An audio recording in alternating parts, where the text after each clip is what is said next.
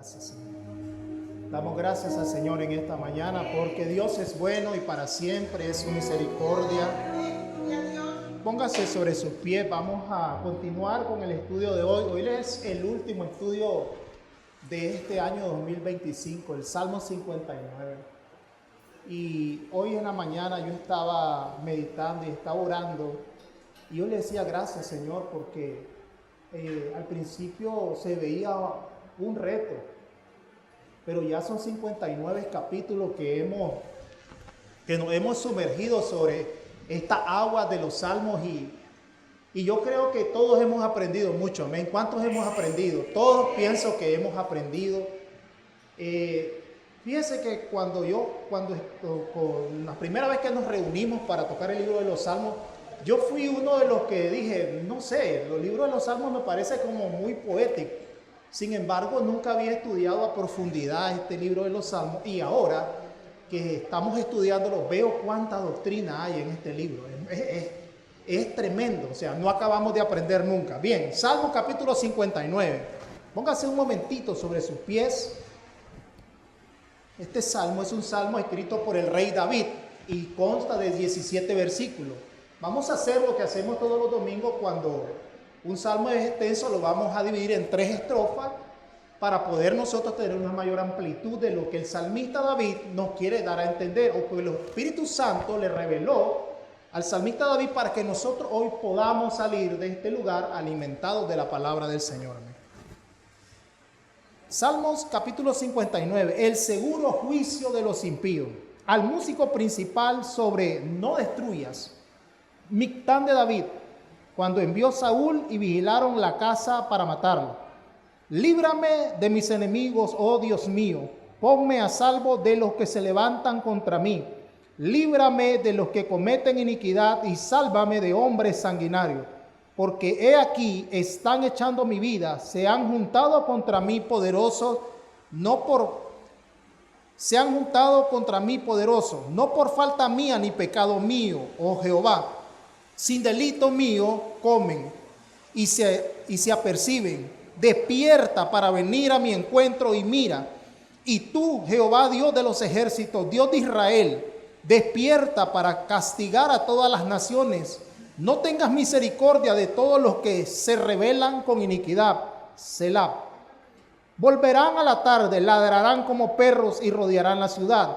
He aquí proferirán con su boca, espada hay en sus labios. Porque dicen, ¿quién oye? Mas tú, Jehová, te reirá de ellos, te burlarás de todas las naciones a causa del poder del enemigo. Esperaré en ti, porque Dios es mi defensa. El Dios de mi misericordia irá delante de mí. Dios hará que vea en mis enemigos mi deseo. No los mates para que mi pueblo no olvide. Dispérsalos con tu poder y abátelos, oh Jehová, escudo nuestro. Por el pecado de su boca, por la palabra de sus labios, sean ellos presos en su soberbia. Y por la maldición y mentira que profieren, acábalos con furor. Acábalos para que no sean, y sépase que Dios gobierna en Jacob hasta los fines de la tierra. Selah.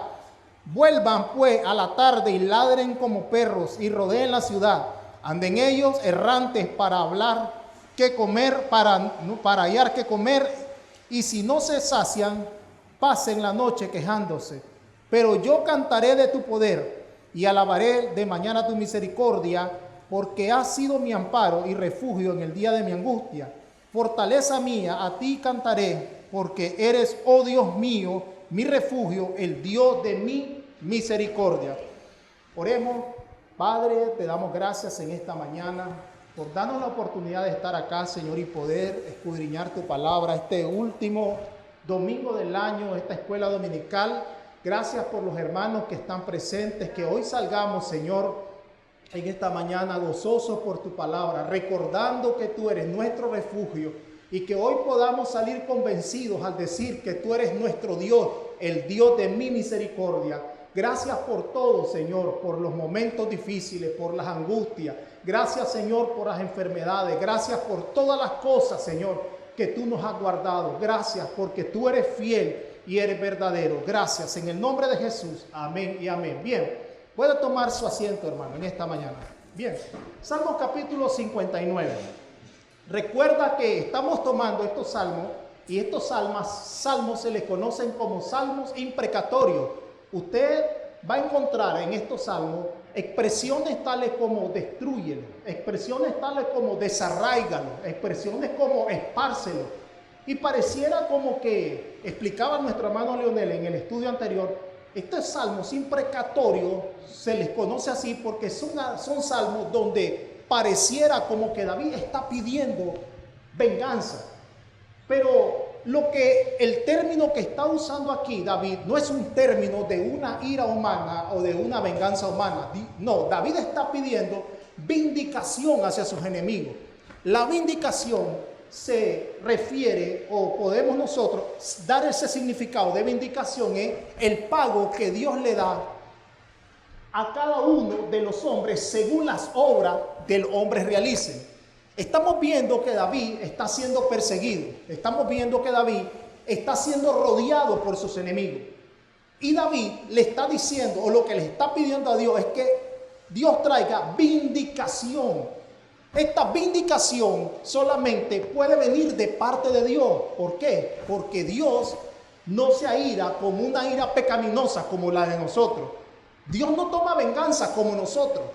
Nuestra ira es pecaminosa, nuestra venganza es pecaminosa. Si alguien nos hace mal, nosotros queremos que le vaya mal. No, Dios lo que hace es que trae vindicación, que significa que Dios trae el pago a los hombres según las obras de los hombres. Según las obras que el hombre haga, recibirá el pago. Recordemos, Gálatas, la ley de la siembra y la cosecha. Esa es la ley universal que nosotros no podemos borrarla, nadie, aunque no nos guste. Lo que el hombre siembra, ¿eso qué? Eso mismo cosechará. Si el hombre siembra espiritualmente, segará ¿qué? Espiritualmente. Pero si el hombre siembra para la carne, cosechará ¿qué? Para la carne, destrucción. Entonces, esa es la ley universal, que la podemos encontrar en el libro de Gálatas, capítulo 6, si no me equivoco. Sí, capítulo 6. El hombre, lo que el hombre siembra, esto mismo segará. Recordemos que la frase aquí, que David decía, sobre no destruya, es una frase que David le está mandando una instrucción al músico principal, que significa la melodía o la entonación en lo cual iban a entonar este salmo.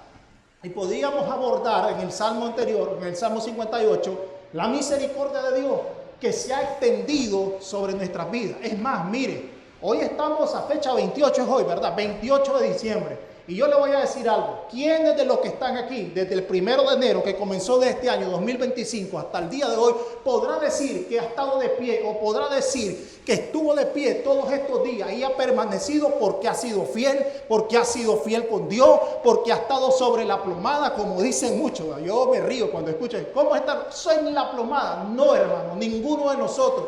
Nosotros somos hombres, seres, pecadores, que estamos sostenidos por la gracia, misericordia, el favor de Dios inmerecido, que Dios desborda su misericordia todos los días, como esos mares, como el mar, ola tras ola de misericordia, aunque nosotros no lo merezcamos. Yo no podría ponerme de pie aquí y decir, yo estoy aquí hasta este día porque yo le he sido fiel al Señor. Mentira. Todos los días durante este año he tenido lucha, he pecado contra el Señor, me he rebelado contra Dios. Todos nosotros de los que estamos aquí hemos pecado, pero la misericordia de Dios ha abundado. La misericordia de Dios nos ha abrazado. La misericordia de Dios hoy nos tiene aquí. Siéntase dichoso porque está terminando la última escuela dominical de este año en la casa del Señor. Y la estamos terminando solo por una sola razón. Lo que cantábamos ahorita, como Pablo le escribió al libro de Efesios. Oh, Efesios, yo quiero que ustedes se den cuenta cuán grande, cuán alto, ancho, la anchura del amor inagotable del Señor. Y estamos aquí solo por esa razón. Bien, David comienza, vamos a tiene 17 versículos este capítulo. Y vamos a desglosarlo en tres partes para entenderlo. Del versículo 1 al 5, David apela a Dios. Versículos 6 y 7, David da una descripción de sus enemigos.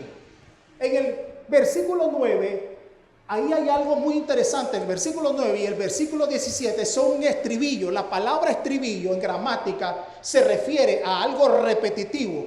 Entonces, en el versículo 9 y el versículo 17 de este capítulo, nosotros vamos a encontrar la médula de este mensaje.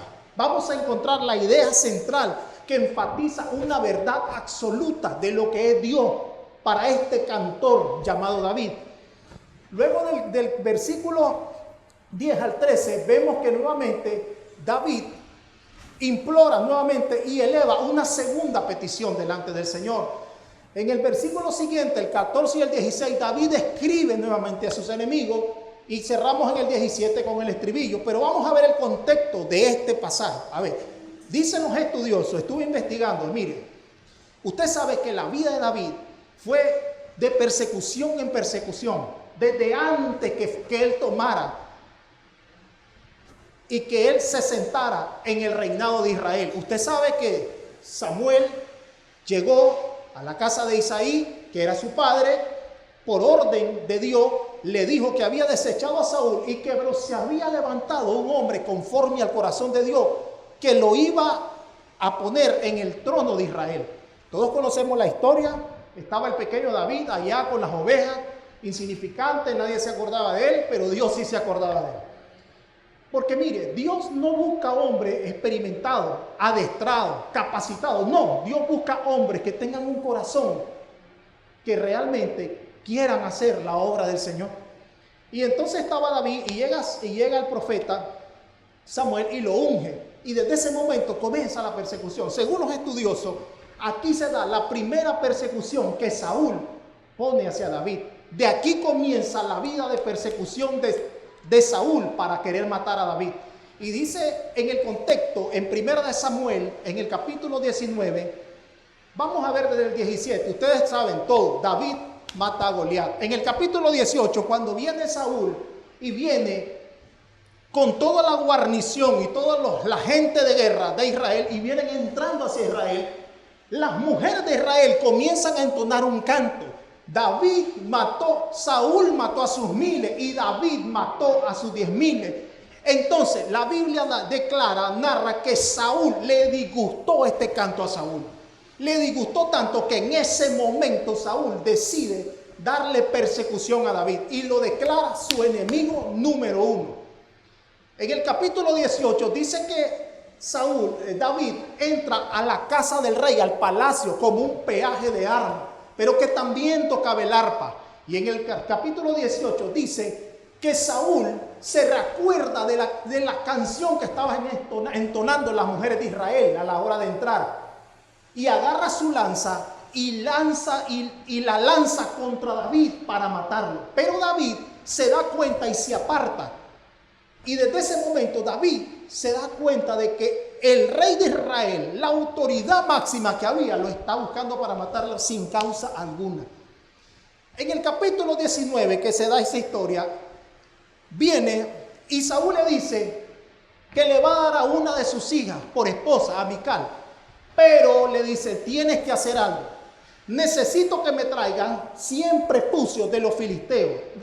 Saúl está ideando un plan para matar a David. Saúl está diciendo, quiero que vaya y entres al campo de los filisteos, mates a 100 hombres y me traigas 100 prepucios, se los corte y me los traigas. Si haces eso, yo te voy a dar a mi hija para que sea tu esposa. Saúl creía que David iba a caer en batalla. Saúl creía que David iba a ser muerto a filo de espada. Pero lo que Saúl no sabía era que con David no iba el poderoso y no iba atrás de David, no iba a los lados de David, sino que iba delante de David peleando la buena batalla de la fe. Es el que va delante de nosotros. Él no va atrás, él no va a los lados, él va delante de nosotros peleando la buena batalla de la fe. Y entonces David entra, dice, con sus soldados, y David no solo mata 100 filisteos, mata 200 filisteos y le corta el prepucio y le lleva los 200 prepucios de los soldados filisteos que habían caído. Entonces, le da a su esposa, le da a su hija Mical por esposa. Pero Saúl, ya el corazón de Saúl estaba determinado a matar a David. Entonces, dice que envía a unos hombres y le dice, vayan por la noche, vigilen la casa de David y cuando él salga, mátelo. Mical se da cuenta de esto y Mical le dice a David que huya, porque si no huye en ese momento, lo van a matar. Llegan los hombres, le preguntan por David, a Mical, a la esposa. Mical le dice que está dormido. Vuelven a llegar, van donde el rey, dice tu hija que está dormido. Vuelvan a ir, lo vuelven a buscar, a tal punto que Saúl les dice, entren a la fuerza y lo matan. Cuando llegan, no lo encuentran y el rey Saúl le dice a Mical, ¿por qué dejaste que huyera? Pensando que lo había traicionado. Y Mical le dice, no, él me amenazó y me dijo que si no lo dejaba huir, él me iba a matar. Y comienza la persecución. Por primera vez sale David a huir delante de Saúl. Y comienza la persecución de Saúl. Y vemos este texto que comienza con 4 verbos imperativos. Son, líbrame, ponme a salvo, líbrame nuevamente y sálvame. Este salmo no comienza como una melodía armónica de adoración hacia Dios, no. Este salmo comienza en una situación que David está pasando. Comienza con 4 verbos pidiéndole a Dios socorro. No comienza diciendo Jehová es mi Dios, Jehová es mi guerrero, Él es mi luz y mi salvación. No, como otro salmo. Este salmo comienza pidiendo con una oración, pidiéndole socorro a Dios. David está en un momento que está pasando de su vida donde él se encuentra en una situación difícil de persecución. Recuerde que es la primera vez que Saúl le está dando persecución. Ya después, ya fue algo común en David, porque imagínense todos los días, no es lo mismo que a usted comiencen a perseguirlo mañana, que ya lleves 3 años persiguiéndolo. Ya a los 3 años usted ya se adaptó a ello. Pero desde el primer día, David en este momento se encuentra atemorizado. La primera vez, imagínense, el rey de Israel me está siguiendo. O sea, él tiene el poder para mandar a todos los escuadrones a buscarme. ¿Dónde me voy a esconder? La primera vez. Pero acude a su roca que es inamovible. Acude al Señor y comienza diciendo, líbrame. Esta palabra, líbrame, significa rescatar de las amenazas que él está en ese momento sosteniendo por sus enemigos. Pero no solamente es esta palabra rescatar, tiene que dar la idea también de que David en ese momento, él sugiere una dependencia total hacia Dios. O sea, David le está diciendo, líbrame, rescátame, porque si tú no me rescatas, soy hombre muerto. Qué bonito es, hermano, que cuando nosotros vengan las situaciones a nuestra vida, lo primero que hagamos es, líbrame y rescátame, Señor, porque si no me rescatas, soy hombre muerto. O sea, debemos de acudir a Él sabiendo que nuestro rescate solamente está en Él. Porque imagínense, cuando vienen las situaciones difíciles, hay personas, la Biblia dice que al humilde Dios lo ve de cerca. Escribe el apóstol, pero al soberbio Dios lo ve de largo. Hay gente que viene en las situaciones difíciles y dice, no, yo puedo con esta situación, yo puedo solo, yo puedo sobrellevarla. No, nosotros no podemos sobrellevarla. El único que es fiel, verdadero, que está con nosotros, que nos sostiene, el único que se mantiene firme, el único que no cambia, que es inmutable, se llama nuestro Dios todopoderoso, Rey de reyes y Señor de señores, y es a Él que tenemos que acudir. Y David acude a él, le dice, libérame, rescátame de la opresión, rescátame del enemigo, de las amenazas que los enemigos vienen contra mí. Esta misma expresión es la expresión que utiliza el apóstol Pablo en Colosenses 1:13 cuando dice que Dios nos libertó del reino de las tinieblas al reino de la luz de su Hijo Jesucristo. La palabra rescatarnos, nos rescató, es la misma palabra que utilizó Moisés en Éxodo capítulo 6, versículo 6 también, cuando antes, usted conoce la historia, Moisés sale de Egipto, 40 años en el desierto, Moisés jamás pensaba regresar a Egipto, nunca más, habían pasado 40 años, sin embargo en el plan de Dios, por eso es que el plan de Dios, la fidelidad de Dios, ¿sabe qué significa la fidelidad de Dios? La fidelidad de Dios es que Dios es suficientemente poderoso, que Dios tiene suficientemente los medios para hacer como Él quiere, cuando Él quiere y con quien Él quiere, para ejecutar sus planes. Por eso Filipenses 1:6 dice, estando persuadido, esta palabra persuadido te leo convencido de que el que comenzó la buena obra en vosotros la perfeccionará hasta la venida de nuestro Señor Jesucristo. Sí, hermano, pero me siento débil, no importa, Él es tu fuerza. Sí, hermano, pero no tengo recursos, no importa, Él se sostiene, Él es tu proveedor, Él es el mismo de ayer, de hoy y por los siglos de los siglos. Y Él ha prometido estar fiel con nosotros desde que comenzamos, desde el vientre de nuestra madre. Te escogí, le dijo al profeta Isaías, y estaré contigo. No te dejaré, no te abandonaré. Siempre seré tu socorro, siempre seré tu ayudador. Entonces Moisés está ahí. Y Moisés en el capítulo 6, cuando Dios lo envía, lo saca de desierto. Ve la zarza ardiente en el capítulo 3, la aceitad de Dios, el poder de Dios. Dios, el Dios maravilloso, se muestra. Comienza Moisés a regresar a Egipto. Y cuando está en Egipto, él tiene una plática con Dios antes de darle la primera audiencia hacia Faraón. Él todavía no se había presentado a Faraón, pero ya iba a venir el momento donde iba a entrar esa audiencia, donde él tenía que estar frente a Faraón. Y le dice el Señor: dile a los hijos de Israel que yo soy Jehová, el Dios de Israel, el Dios que los ha rescatado de la mano de servidumbre de Egipto. Y usted recuerda lo que sucedió en el capítulo 14, verso 30 también, de Éxodo, cuando están frente al Mar Rojo. Y el pueblo de Israel comienza a sentir temor, como todos nosotros. No me diga que usted es súper espiritual. Yo sí, cuando viene una situación, no crea. Yo siento temor, pero voy a Dios. Tiemblo delante de Dios, lloro delante de Dios. Señor, aquí estoy, rescátame, ayúdame, libérame. Porque Él es mi socorro y mi sostén. No tengo otro. Aquí no hay nada más que vale. Aquí no hay amiguito, aquí no hay nada de pipito. Aquí no. Aquí a la hora de la hora, a la hora que las cosas están color hormiga, el único que nos sostiene, el único que nos rescata es nuestro Dios poderoso, nuestro Dios omnipotente. Es el único.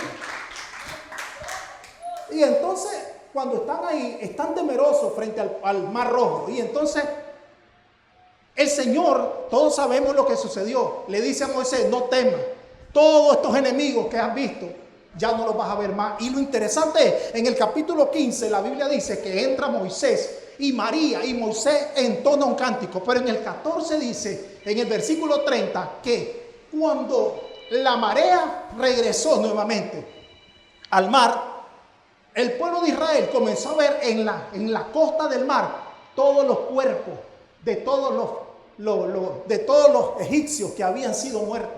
Dios los rescató una vez más.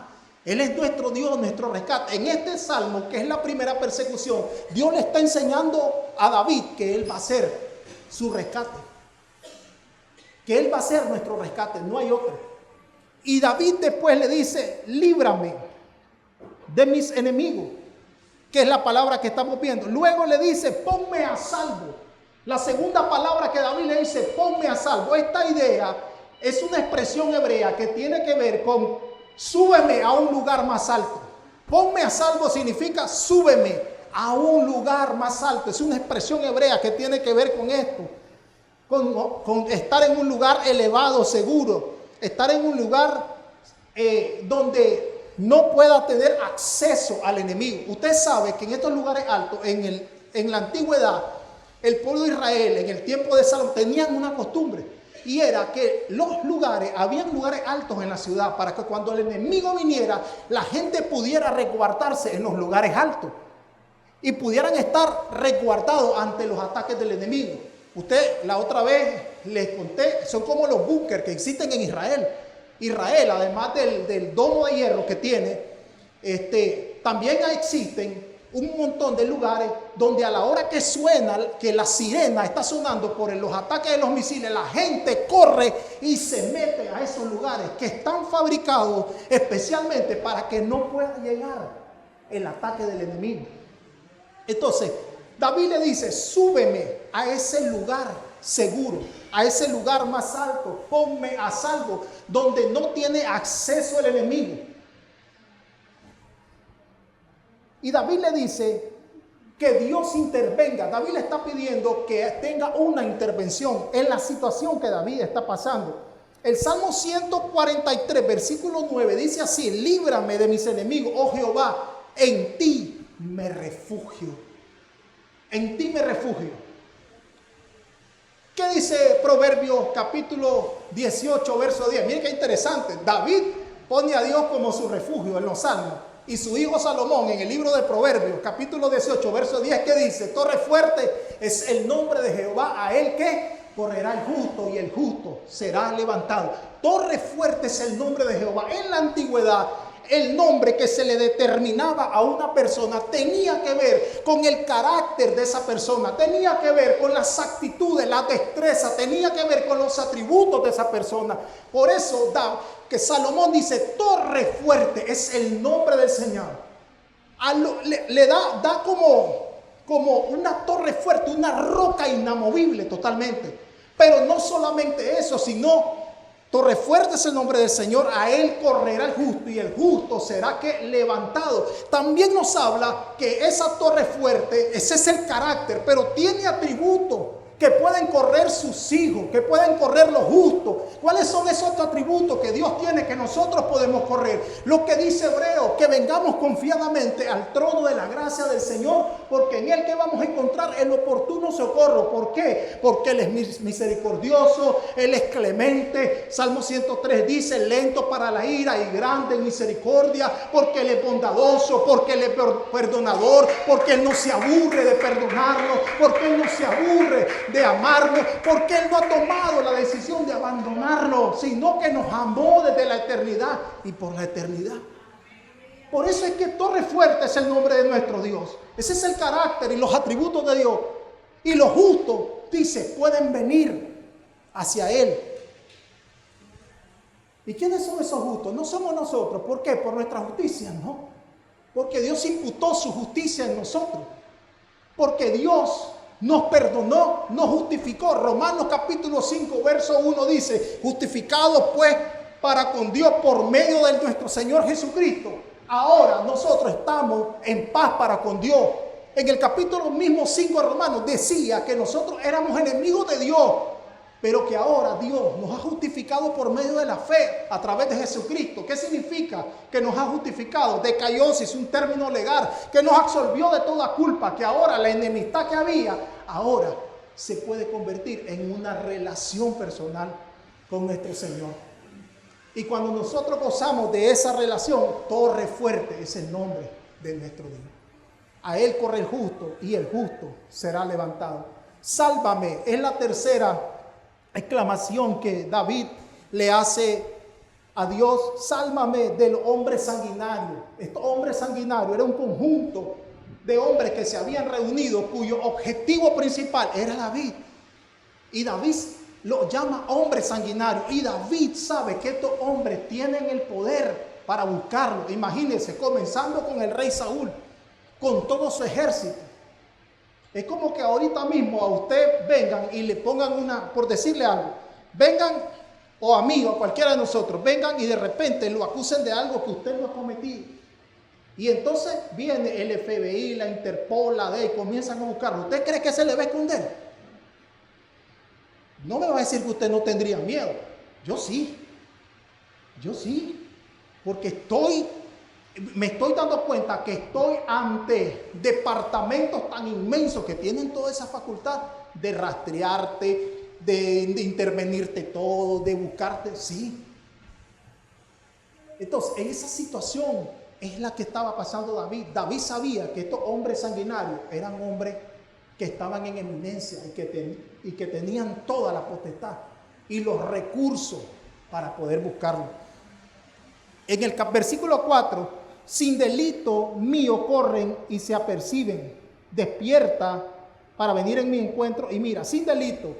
En el versículo 3 dice: no por falta mía ni pecado mío, Jehová. Aquí David le está diciendo que él está siendo perseguido por Saúl, pero aquí él se está refiriendo específicamente a que él no ha cometido nada en contra de Saúl para que Saúl lo persiga. David no se está presentando aquí como lo hizo el fariseo en Lucas 18. ¿Por qué me está persiguiendo? Yo no he cometido pecado, yo no hago daño, yo soy justo, yo soy bueno. No, ninguno de nosotros somos buenos. David está reconociendo que la condición de él es polvo y ceniza, que es un hombre pecador, pero que no había hecho nada en contra de Saúl. Es lo que David le está diciendo. Usted recuerda la expresión en Lucas 18 con el fariseo. Cuando a veces nosotros tenemos esa actitud de sí o no, nosotros la tenemos.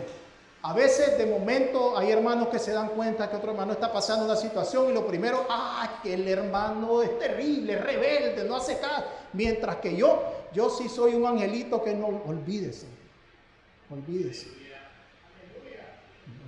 de eso. Dios sabe de qué manera trata con cada uno de sus hijos.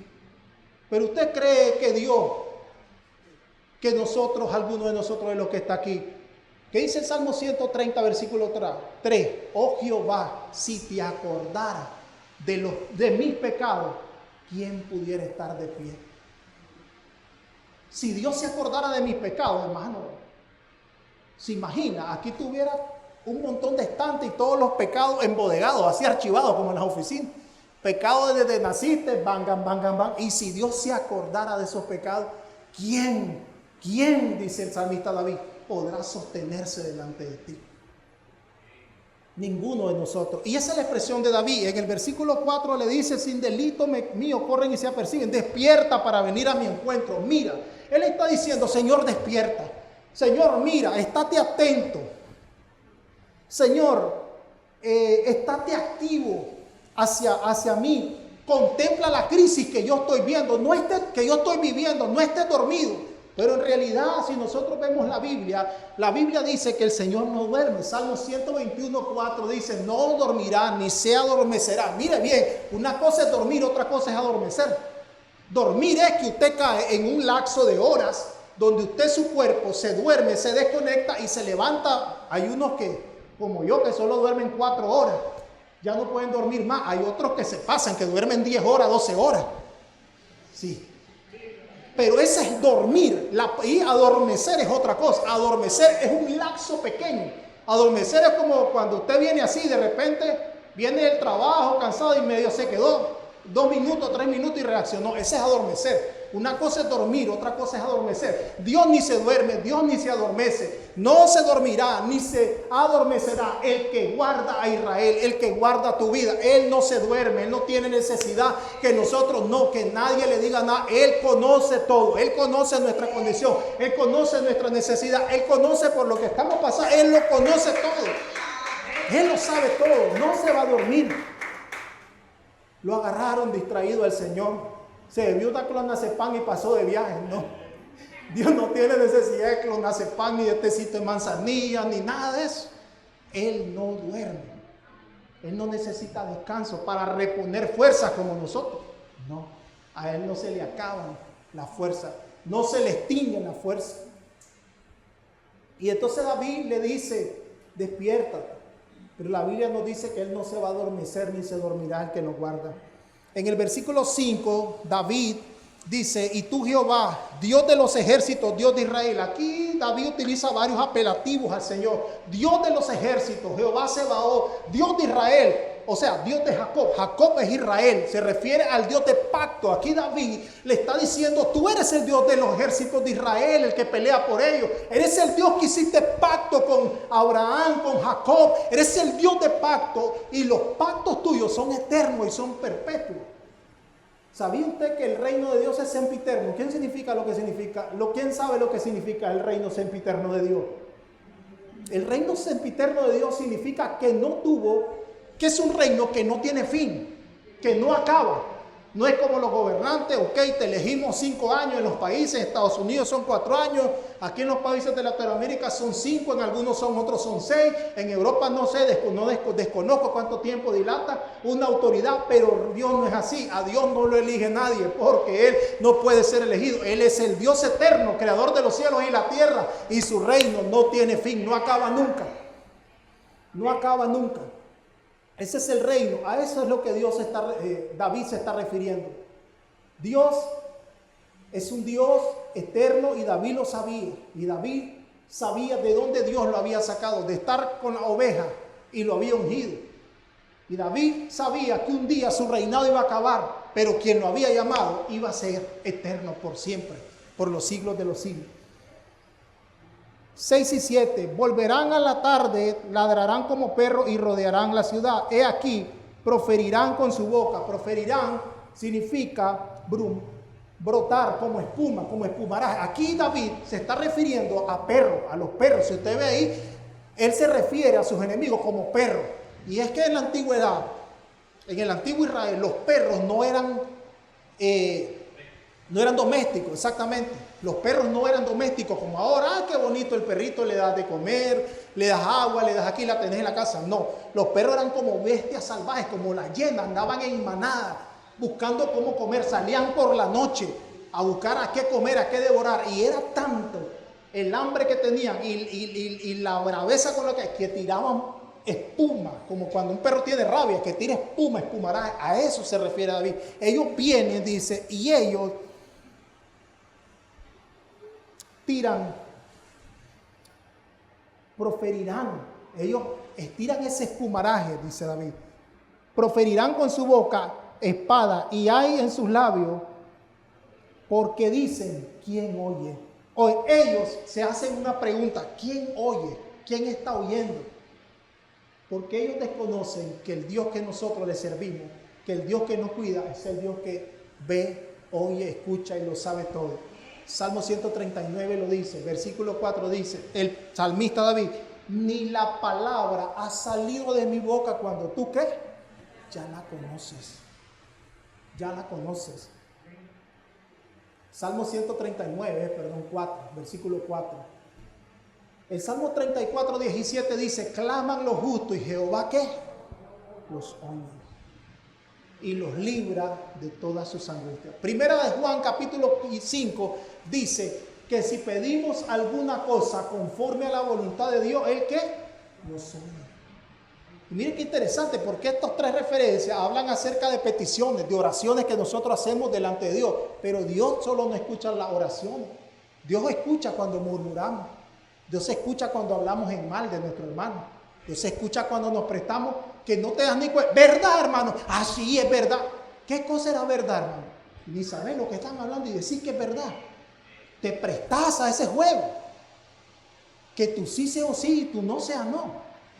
O es sí o es no. Yo lo vi, sí. Yo escuché, ¿verdad, hermano? Usted oyó. No oí bien, pero esta otra parte sí la escuché bien. Dijo esto y esto.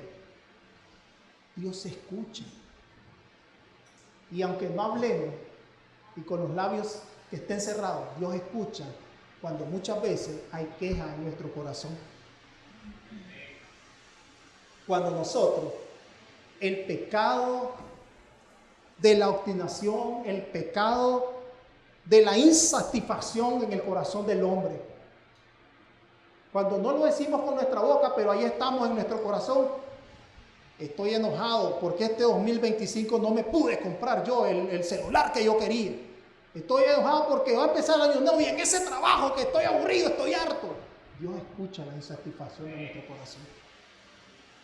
Estoy enojado por el marido, dicen unas hermanas, por el mismo marido. Estoy enojado por la misma esposa, dicen otros hermanos. Dios escucha la insatisfacción de nuestro corazón. Sí. Aunque no lo pronunciemos, no hay necesidad que la palabra salga de mis labios. El Señor ya la escuchó. El pueblo de Israel, ya estamos aburridos de estar comiendo maná, queremos carne. Codorniz. Y allá nos sacaste, allá teníamos cómo beber agua, aquí no tenemos agua, nos vamos a morir de la sed. Agua de la roca. Y Dios lo hizo por el capricho de él. No, Dios lo hizo para glorificarse Él. Pero usted si lee la Biblia va a ver que todo esto le trajo consecuencia al pueblo de Israel por la insatisfacción que tenemos de la providencia de Dios. De olvidarnos que Dios es providente, de quejarnos de la situación en la que estamos, de quejarnos del trabajo que tenemos, de quejarnos de las cosas que no tenemos, de anhelar lo que no tenemos y por estar pensando en lo que no tenemos, no le damos gracias a Dios por lo que tenemos. El pecado no es ser pobre, el pecado es la insatisfacción en el corazón del hombre. Porque un hombre puede ser pobre y puede estar comiendo frijoles, pero si hay gozo en su corazón, le dice gracias Señor por este alimento. Gracias Señor porque tuyos son los recursos. Gracias Señor. Y otro hombre puede estar comiéndose un filete y está enojado en su corazón porque está pensando que está pagando lo que vale ese filete. Es que no se nos hay, es que yo por eso digo, ¿cómo es Dios de La longanimidad de Dios. Yo, si hubiera sido Dios, yo me destruyo. Ya me hubiera destruido yo. Sí, a como soy, yo ya me hubiera destruido. Pero la longanimidad del Señor, que es eterna. Bien, vamos a avanzar. Versículo 8 al 10. Ahí le dice David: mas tú, Jehová, te reirás de ellos, te burlarás de todo. Ahí le está pidiendo la vindicación David al Señor. El Dios de misericordia irá delante de mí. Verso 10, Dios hará que vea en mis enemigos mi deseo. Él le está diciendo claro, está bien esta situación que yo estoy atravesando, pero el Dios de mi misericordia irá delante de mí, no irá detrás de mí, no irá a los lados, irá delante de mí. Usted recuerda en el capítulo 33, verso 15, ¿qué le dijo Moisés? Si tu presencia no va conmigo, yo no me voy, yo no le dice el Señor, ve adelante, yo enviaré un ángel y iré detrás de ti. No, si tu presencia no va conmigo. Y David le está diciendo, el Dios de mi misericordia. ¿Usted recuerda la palabra misericordia? Gesed en el hebreo, eleos en el griego, el trato compasivo que Dios nos da, que no merecemos. Ese trato que Dios nos da va delante de nosotros. O sea, le voy a decir algo, antes que usted venga y usted peque hoy, la misericordia de Dios viene delante de usted. Sin usted darse cuenta, porque ¿quién que cuando va a pecar piensa en la misericordia de Dios? No. Y sin embargo, aunque no lo pensó y usted pecó, goza de la misericordia y el favor de Dios luego, sí o no, porque salió delante de usted. Antes que usted saliera, la misericordia de Dios iba delante de usted. Esa es la misericordia del que David está convencido en este salmo. Que aunque sus enemigos salieron y pensaron salir antes para atraparlo, ya la misericordia de Dios había salido delante de él.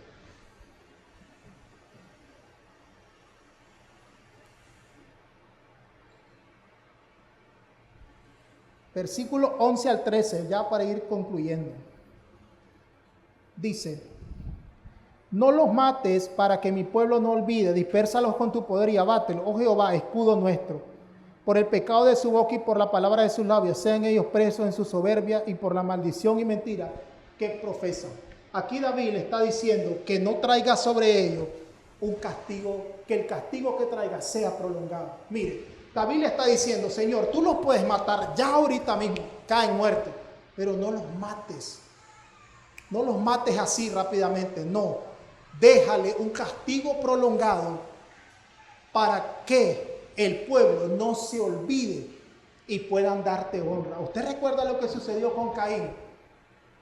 ¿Usted alguna vez escuchó esa expresión? Yo sí, cuando yo estaba pequeño yo escuchaba a mi abuelita que decía, allá viene aquel patepero, anda como judío errante. ¿Usted nunca oyó decir eso? Bueno, las hermanas de edad ya saben, ¿verdad? Y oía a mi abuelita, el pateperro de Donald, el pateperro de Donald, porque lo mandaban a ser mandado y nunca llegaba. Allá anda como judío errante metiéndose en las casas. Y esa expresión de judío errante viene de hace miles de años atrás, cuando en el capítulo 4 de Génesis, usted sabe que Caín mata a Abel. Y en el capítulo 4 Dios le dice, por cuanto mataste y derramaste la sangre de tu hermano inocente, andarás sobre esta tierra errante y pondré una señal en tu frente para que ningún hombre te pueda matar. ¿Usted sabe cómo murió Caín? La Biblia no lo relata, pero según los historiadores hay dos hipótesis. Una, que Caín murió errante por muchos años de enfermedad natural. Y la otra hipótesis es de que la señal que había puesto Dios en él había sido como un cuerno.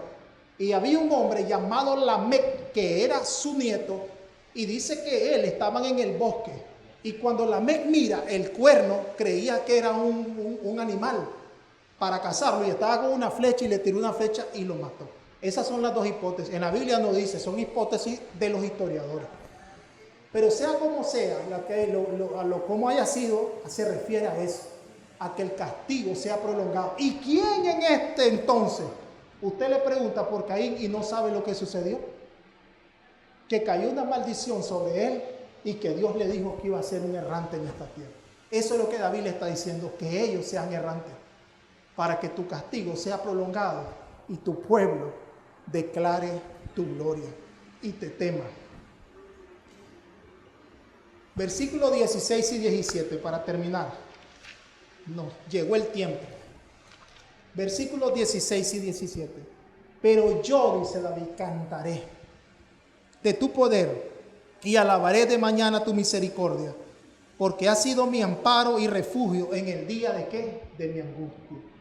David está diciendo, yo cantaré alabanzas. Recuerda lo que las palabras del apóstol Pablo, cuando el apóstol Pablo nos dice en el capítulo 5 de Efesios, verso 19, hermano, yo quiero que entre vosotros canten himnos espirituales.